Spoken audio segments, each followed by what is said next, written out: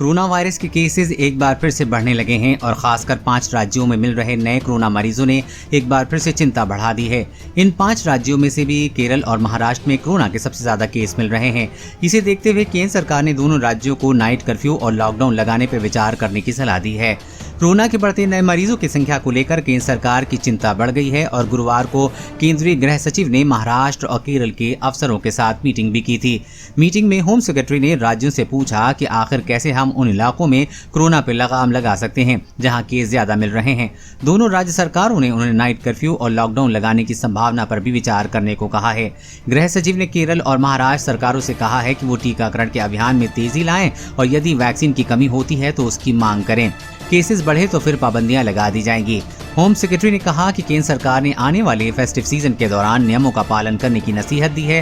केंद्र ने राज्यों से कहा है कि वो सामाजिक कार्यक्रम पर रोक लगाएं और फेस्टिवल के दौरान भी भीड़ भाड़ नहीं जुटने दें। यदि आने वाले दिनों में कोरोना के केसेस में इजाफा होता है तो एक बार फिर से लॉकडाउन के दिन वापस लौट सकते हैं। इन 5 राज्यों ने फिर से चिंता बढ़ा दी है।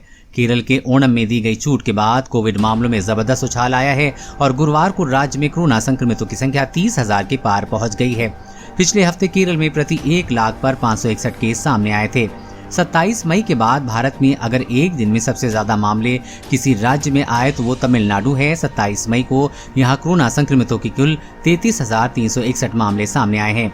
अगर देश के कुल मामलों में से केरल की संख्या हटा दें तो कोविड मामलों में काफी गिरावट दर्ज की जा सकती है और ये घटकर प्रति लाख पर 11 केस हो जाएगा।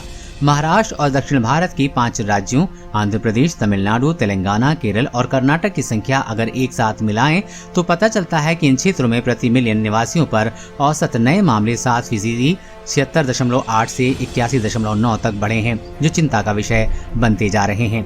कोरोना वायरस और कोरोना वैक्सीन से जुड़ी हर अपडेट पाने के लिए चैनल को सब्सक्राइब करें।